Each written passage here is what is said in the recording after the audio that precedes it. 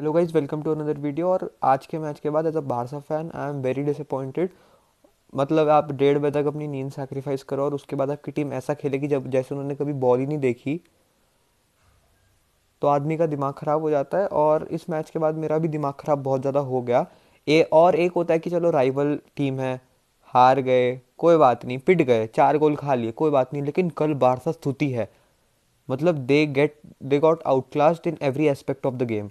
मतलब सिमियोने की Atletico Madrid ने ऐसे गुद्दी से पकड़ के रगड़ आया, हमको पूरा सूता है अच्छे से। इसी बारे में हम डिस्कस करेंगे वीडियो में। So let's start. कल के मैच में एग्री कि हमारा इंजन जो कि पेड्री है और रफीनिया इंजर्ड थे। एंड आई नो कि ये बहुत ज़्यादा चैलेंजिंग मैच था बार्सिलोना के लिए, पर इस बुढ़े ने ऐसे कारनामे कर रहे हैं क्योंकि nothing seems impossible for him. And कल सिमियोने की एटलेटिको मैड्रिड ने showed us level in every aspect of the game. I am repeating that, in every aspect, literally. और जिस हिसाब से वो चूतिया नाच रहा था ना, it was so frustrating to watch the match. And first 45 के बाद तो मैंने कसम से मैच बंद कर दिया था। और 15 यूसीएल वालों को तो मज़ा ही आ गया हिट वॉच करके। But coming on to the match, I really want a question Hansi flick.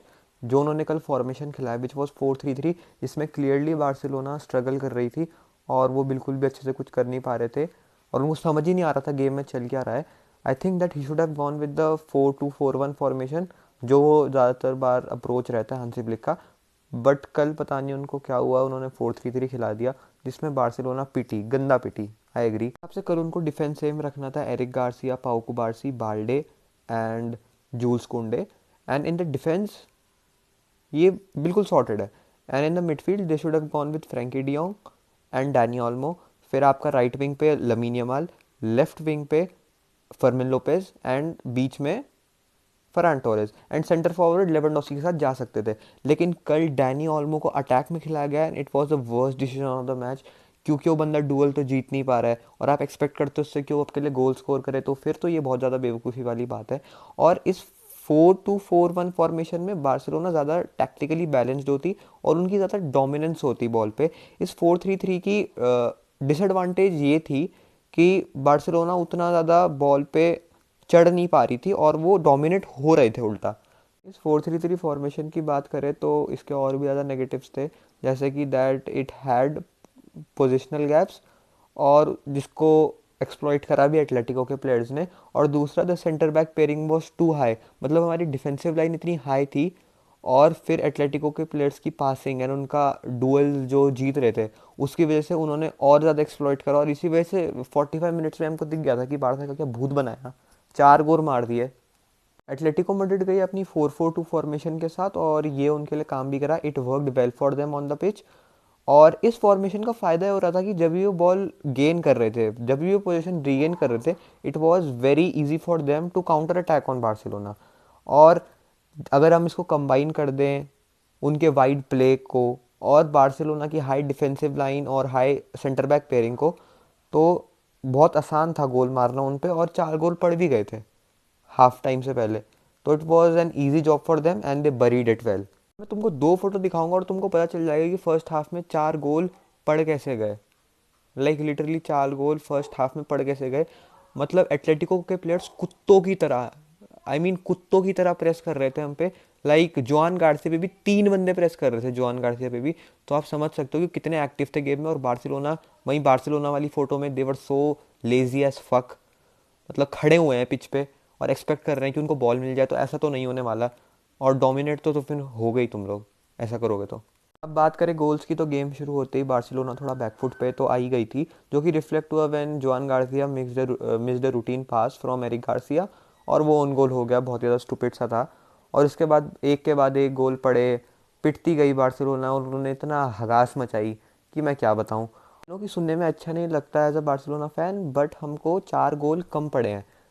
पहले हाफ में एटलेटिको के प्लेयर्स ने 2-3 क्लियर चांसेस मिस करे और एक गोल तो कुंडे ने तुक्के में बचाया है। मतलब उसका पैर लग गया था तो लग गया, और क्योंकि वो एकदम गोल पे जा रहा था। और 2-3 चांस मिस करे, इसका मतलब समझ रहे हो, we could have gone 7-0 in the first half. तो ये कितना ज़्यादा ह्यूमिलिएटिंग हो रहा था बार्सिलोना के लिए, इस बात का आइडिया हम इस चीज़ से लगा सकते हैं। Barcelona as a team looked very chaotic and unbalanced and not gonna lie, हमको पेड्री और रफीनिया की कमी हो रही थी। And after conceding 3 goals Hansi Flick decided to bring in Lewandowski, जो कि और ज़्यादा इस चीज़ को ख़राब करा उसने, क्योंकि 3 गोल खाने के बाद लेवेंडोस्की को लाया गया in place of कसाडो after he received a yellow card. But मेरे हिसाब से आइडियल प्लान ये होना चाहिए था कि तुम बाल्डे को, ताकि तुम अटैक कर सको, लेफ्ट विंग पे शिफ्ट करो, उसकी जगह लेफ्ट बैक पोजीशन पे जेरार्ड मार्टिन आता and he could have replaced either Danny Olmo और फर्मिन लोपेज। ये प्लान काम कर सकता था, बट लेवेंडोस्की के आने से थिंग्स ओनली गॉट वर्स और हमने चौथा भी खा लिया। और सब्स्टिट्यूशन ये हो सकता था कि तुम बर्नाल को लाते कसाडो की जगह, क्योंकि कसाडो in this match was terrible, like absolute shit. वो सारे डुअल्स हार रहा था, इतने पास मिस करे, तो फिर तुम एक्सपेक्ट क्या ही कर सकते हो। डैनी ऑल्मो का भी उतना कुछ खास मैच गया नहीं, ही वॉज ट्राइंग, बट वही वो डुअल्स हारना, गलत पास डालना, वही वो फिर हगास ही हो रही थी पूरे मैच में। Fermin Lopez was good, he was delivering the passes and crosses, but वही कोई कन्वर्ट करने वाला था नहीं, तो फिर सब 0/0 नल हो रहा था। लमीन यमाल दिखा ही नहीं मैच में। लमीन यमाल पे लिटरली आधे घंटे में 3 बार बॉल आई और वो कुछ इम्पैक्ट कर नहीं पाया, जो कि उसकी भी कोई गलती नहीं है, वो 18 साल का है, पूरी बार्सिलोना को कैरी नहीं कर सकता। बट उसके पास बॉल ही नहीं आई, 3 बार बॉल आई उसके पास आधे घंटे में, और जो कि दिखाता है कि बार्सिलोना की क्या हालत हो रही थी वहाँ पे। एटलेटिको के प्लेयर्स की तो I want to start with Griezmann. और भाई ग्रीजमैन ने जो कल खेला है is commendable, a class player. जिस हिसाब से ही connected the midfield and the attack was something else and it was scary as a Barca fan to see it. और जो उसने गोल मारा वो भी बहुत ज़्यादा अच्छा था, और जिस हिसाब से वो कंट्रीब्यूट कर रहा था अटैक में as well as in the midfield, वो बहुत ज़्यादा अच्छा था और बहुत ज़्यादा बेकार भी था as a Barca fan perspective. और फिर मैं बात करना चाहूँगा लुकमैन की। और भाई वो उस बंदे को लिटरली 4-5 मैच हुए हैं इस क्लब में या उससे भी कम, और वो ऐसा खेल रहा है जैसे उसने सिम्योने ने कोई घुट्टी पिला दी भाई उसको। 4 मैच में वो सिम्योने की टैक्टिक्स पूरी की पूरी घोट के पी गया, and the way he run along side the pitch, और जिस हिसाब से उसने ड्रिबल्स करे, पासिस बनाए, चांसेस क्रिएट करे, like he was the beast on the pitch.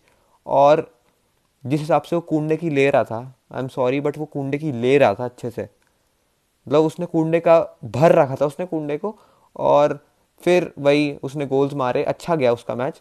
और the main masterminds of the this game was कोके एंड लॉरेंटे, क्योंकि उन्होंने मिडफील्ड और डिफेंस को अच्छे से कनेक्ट कर रखा था, और जो वो पास बना रहे थे।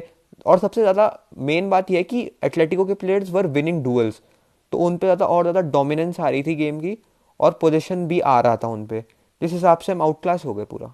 जब उन दोनों की बारी आई, कोके और लॉरेंटे की, ट्रैक बैक करने की, तो वो ट्रैक बैक भी कर रहे थे। अब हर कोई एम्बापे तो होता नहीं, बट स्टिल जोक्स अपार्ट वो ट्रैक बैक भी कर रहे थे, और बार्सिलोना का अटैक ही इतना हग्गू था कि उनके डिफेंस को उतना कुछ करना नहीं पड़ा। Still they were very good.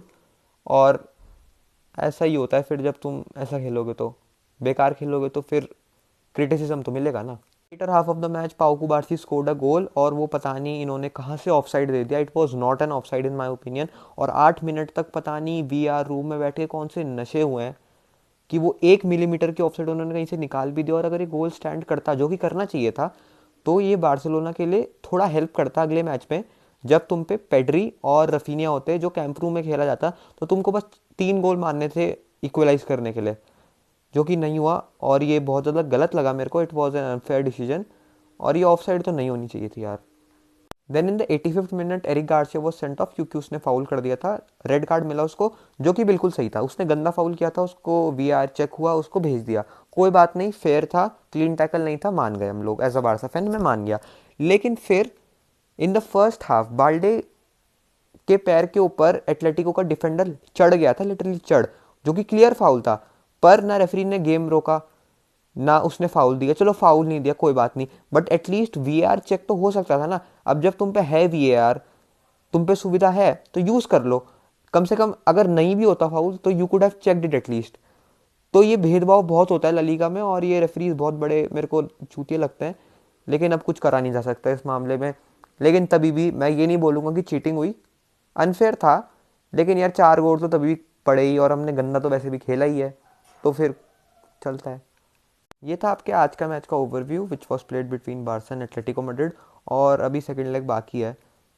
जो कि कैंप न्यू में खेली जाएगी और जिसमें Pedri and Raphinha will return. But अब मेरे को नहीं लगता कि कमबैक हो पाएगा। वी आर 4-0 डाउन और ये दोनों आ भी गए तो ये कितना ही डिफरेंस कर लेंगे, मतलब they are the heart of Barcelona. But still मेरे को अब उम्मीद नहीं है, और अगर जीत गए तो मैं बहुत खुश होऊंगा, लेकिन अभी तो मेरे को बिल्कुल उम्मीद नहीं है। बाकी ये था आज का ओवरव्यू, और होप आपको ये वीडियो पसंद आई होगी, और अपने ओपिनियंस कमेंट में ज़रूर दें जिससे मैं इम्प्रूव कर सकूँ। तब तक के लिए पीस आउट।